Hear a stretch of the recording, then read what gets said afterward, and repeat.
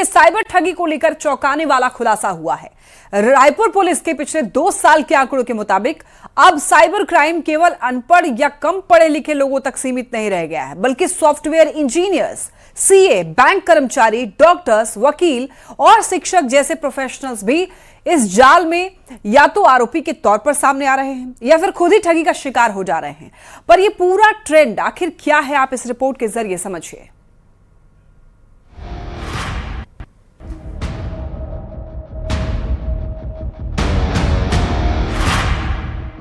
छत्तीसगढ़ में cyber crime का pattern तेजी से बदल रहा है। रायपुर पुलिस की तरफ से पिछले 2 सालों में गिरफ्तार 475 साइबर ठगों के डेटा से ये सामने आया है कि अब इस अपराध में हाई स्किल्ड और प्रोफेशनल लोग भी शामिल पाए जा रहे हैं। जांच में सामने आया कि गिरफ्तार आरोपियों में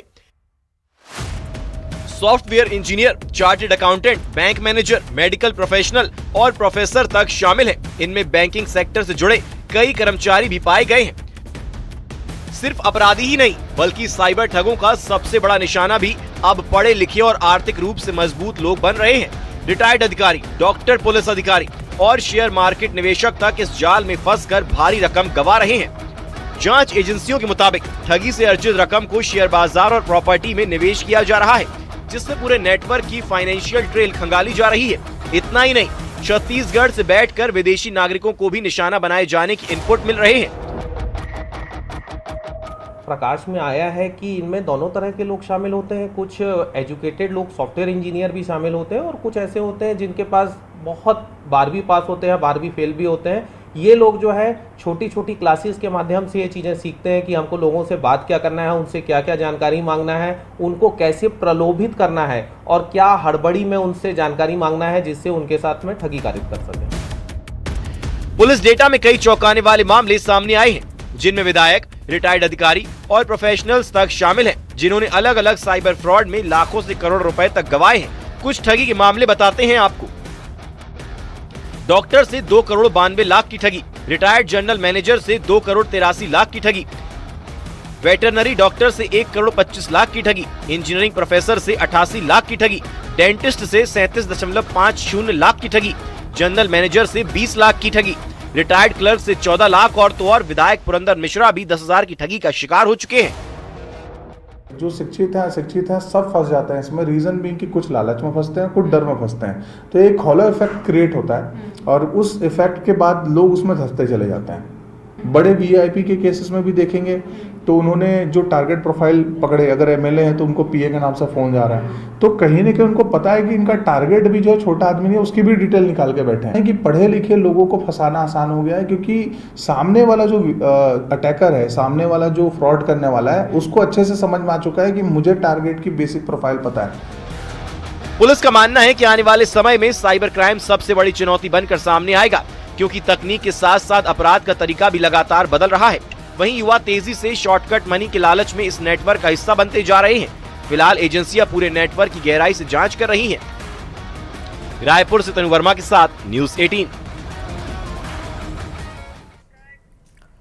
अगर आपके मोबाइल पर कहीं से शादी का कार्ड आए तो जरा संभल जाइए, क्योंकि अब खुशियों के नाम पर भी साइबर ठगी हो रही है।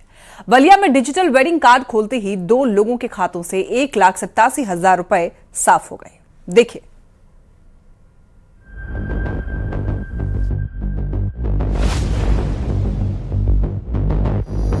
शादी का मैसेज, साइबर ठगी का जाल।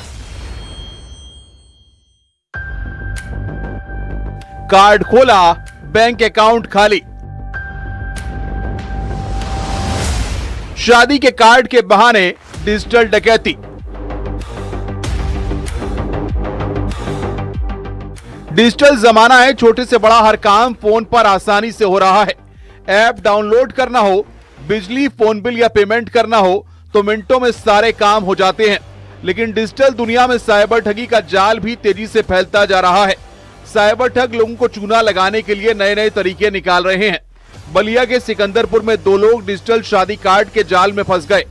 मुड़ियापुर निवासी सिराजुद्दीन के खाते से करीब 97,000 रुपए उड़ गए, जबकि मिल्की निवासी शकील अहमद के अकाउंट से करीब 90,000 रुपए साफ हो गए। दोनों के मोबाइल पर शादी के नाम से एपीके फाइल आई और जैसे ही फाइल खुली, बैंक से पैसा निकलना शुरू हो गया। 32,775 कैसे गायब हो गया। तो हम अपने छोटे भाई को दिखाए, अमजद को, वो कहा कि भैया किसी को पेमेंट नहीं किए हैं, किसी पार्टी को हमने कहा कि नहीं किए हैं। तो वो बोला कि ठीक है आप भर जाइए। घर हमारे फूफी के लड़के हैं सिराजुद्दीन उर्फ सुधन भाई, इनके भी खाते से 98,000 रुपया निकाले हैं सर। तो हम दुकान से घर आ गए, तुरंत घर आए तो हमारा पैसा सारा निकाल के 120 रुपये मात्र बचे। थाने पे गया जी, थाने वाले लोग ने कहा कि आगे कार्रवाई की जाएगी। आपका मैसेज क्या आया था? मैसेज यही आया था कि आपका शादी में आना है जी, आमंत्रित होना है जी। मैंने ओके। दरअसल ठग अब व्हाट्सएप या मैसेज के जरिए शादी का कार्ड भेजते हैं। मैसेज कुछ ऐसा होता है, भाई की शादी है जरूर देखना, लेकिन ये कार्ड असली नहीं बल्कि एक खतरनाक एपीके फाइल होती है। एक क्लिक करते ही मोबाइल में नकली ऐप इंस्टॉल हो जाता है और यहीं से पूरा सिस्टम हैक हो जाता है। जैसे ही ये फाइल इंस्टॉल होती है, ठग मोबाइल के मैसेज, कॉल, कॉन्टैक्ट्स, कैमरा और बैंकिंग ऐप तक पहुंच बना लेते हैं। ये ऐप ओटीपी पढ़ सकता है, पासवर्ड ट्रैक कर सकता है और फोन को कंट्रोल भी कर सकता है। साइबर एक्सपर्ट्स के मुताबिक शादी का कार्ड, बैंक केवाईसी, बिजली बिल जैसे बहानों से एपीके फाइल भेजना नया ट्रेंड बन चुका है। इसलिए सावधानी ही ठगी से बचा सकती है। अगर सतर्कता नहीं रही तो ठग आपकी जमा पूंजी भी खत्म कर सकते हैं। बलिया से रत्नेश कुमार सिंह के साथ bureau report, news 18, Uttar Pradesh, Uttarakhand.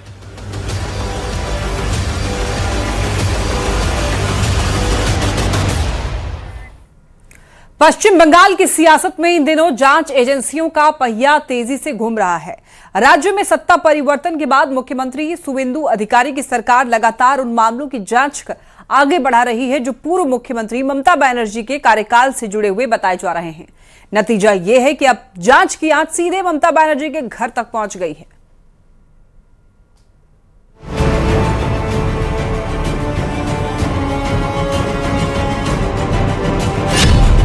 Bengal में ममता ब्रिगेड पर चौतरफा घेराबंदी। टीएमसी के संकट मोचक अब खुद संकट में।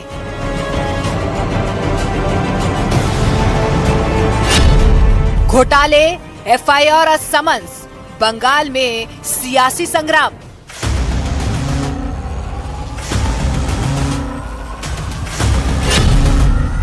जांच तेज, 3 केस, बुरा फंसे अभिषेक।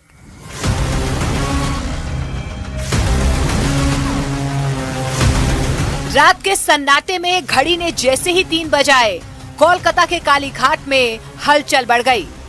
पुलिस की गाड़ियां पहुंची, पैरामिलिट्री फोर्स ने मोर्चा संभाला और निशाने पर था बंगाल की सत्ता का सबसे चर्चित पता, अभिषेक बनर्जी का घर।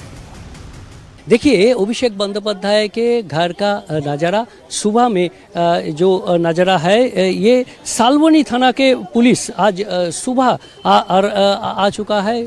ये अभिषेक बंदोपाध्याय के जो कालीघाट रोड के जो वो घर है, वहाँ पर रात से ही ममता बनर्जी आ चुका था। सलबोनी जमीन घोटाला मामले की जांच कर रही पुलिस करीब 4 घंटे तक घर के अंदर रही। बाहर सुरक्षा का पहरा था, अंदर तलाशी का दौर चल रहा था। खबर ममता बनर्जी तक पहुंची तो वो भी सीधे अभिषेक के घर पहुंच गईं।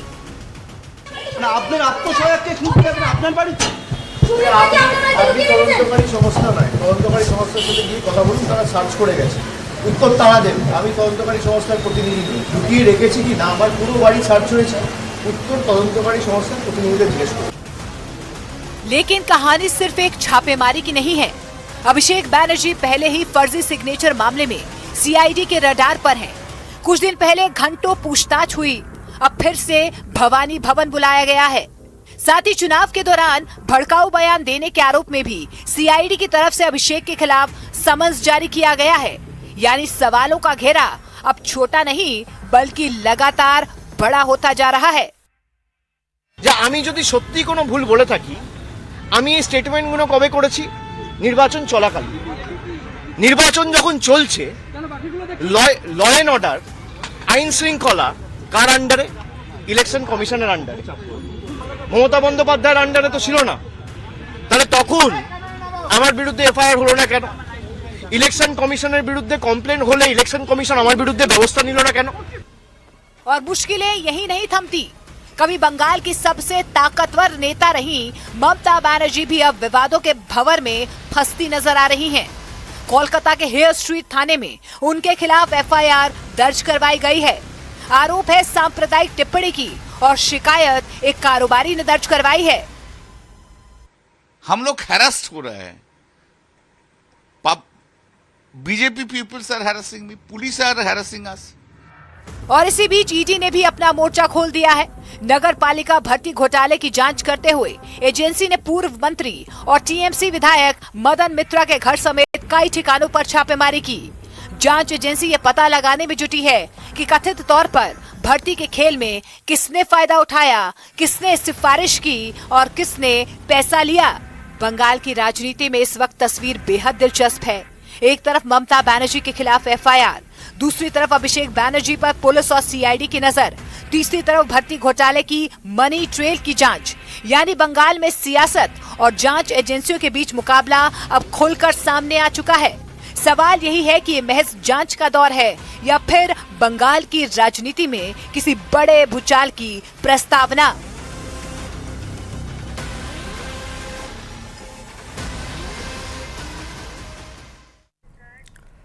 उत्तर प्रदेश में 2027 विधानसभा चुनाव अभी दूर है, लेकिन सियासी तापमान बढ़ने लगा है। विकास के साथ साथ अब धार्मिक, सांस्कृतिक और ऐतिहासिक मुद्दे भी चुनावी बहस के केंद्र में आते हुए दिखाई दे रहे हैं। मुख्यमंत्री योगी आदित्यनाथ खुलकर अपनी पसंदीदा मुद्दों पर बोल भी रहे हैं, जबकि विपक्ष भी जवाबी रणनीति तैयार कर रहा है। तो ऐसे में सवाल है, क्या यूपी का अगला चुनाव विकास के मुद्दे पर होगा?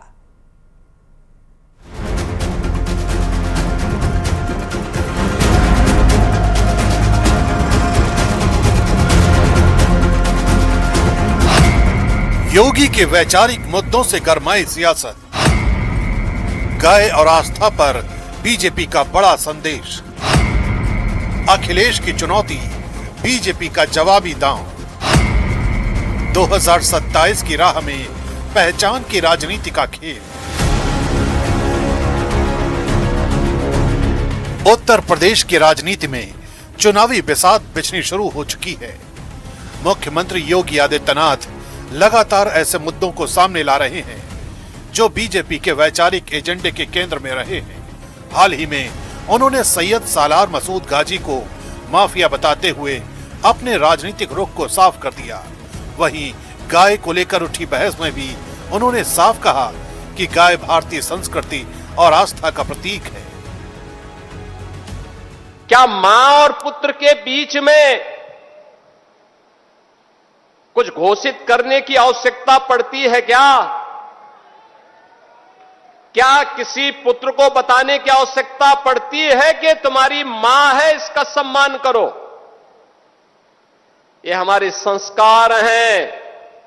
हमने अपनी मां के बारे में जो सम्मान का भाव रखते हैं वह भी, और हमने गाय को माता माना है, तो गाय तो हमारे लिए माता है। सालार मसूद ये किसी माफिया से कम नहीं है। जो माफिया अभी मिट्टी में मिले हैं उन्हीं का एक रूप था, और सालार मसूद भी भारत को लूटने के लिए उस समय आया था। ये वही करता था उस समय भी। एक सोमनाथ के मंदिर को ही नहीं तोड़ा था, अयोध्या में राम जन्मभूमि को भी इसी व्यक्ति ने क्षतिग्रस्त किया था पहली बार। ये सिर्फ बयान नहीं बल्कि 2027 की चुनावी रणनीति के शुरुआती संकेत हैं, जिनके जरिए बीजेपी अपने कोर वोटर को एकजुट करने की कोशिश कर रही है। और यही बात समाजवादी पार्टी के मुखिया अखिलेश यादव को अखर रही है।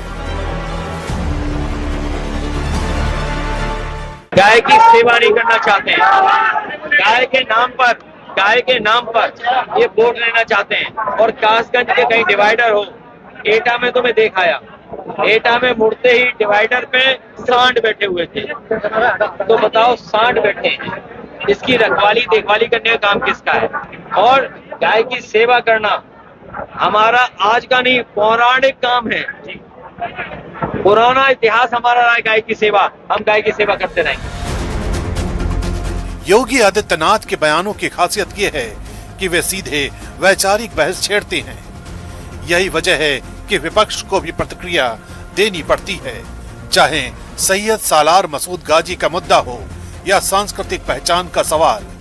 बीजेपी इन विषयों को चर्चा में बनाए रखना चाहती है। दूसरी ओर समाजवादी पार्टी और कांग्रेस इन्हें ध्रुवीकरण की राजनीति बताकर जवाब देने की कोशिश कर रही है। मुख्यमंत्री योगी आदित्यनाथ ने सबसे पहले आगरा में और उसके बाद फिर हरियाणा विधानसभा चुनाव और महाराष्ट्र विधानसभा चुनाव में बटेंगे तो कटेंगे का नारा दिया था और उनके इस नैरेटिव के जाल में पूरा विपक्ष फंस गया था और इसका फायदा बीजेपी को हरियाणा और महाराष्ट्र विधानसभा चुनाव में मिले थे।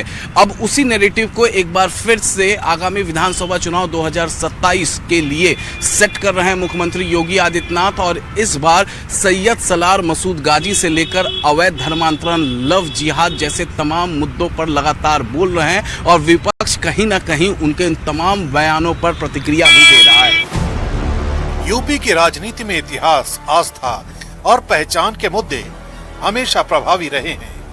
यही वजह है कि अब चुनावी विमर्श में सड़क, बिजली और पानी नहीं, बल्कि सांस्कृतिक प्रतीकों की भी चर्चा हो रही है। बीजेपी का मानना है कि ऐसे मुद्दे उसके समर्थक वर्ग को मजबूत करते हैं, जबकि विपक्ष इन्हें जनता के असली मुद्दों से ध्यान भटकाने वाला एजेंडा बता रहा है। फिलहाल इतना तय है कि आने वाले दिनों में इन मुद्दों पर सियासी टकराव और तेज होने वाला है।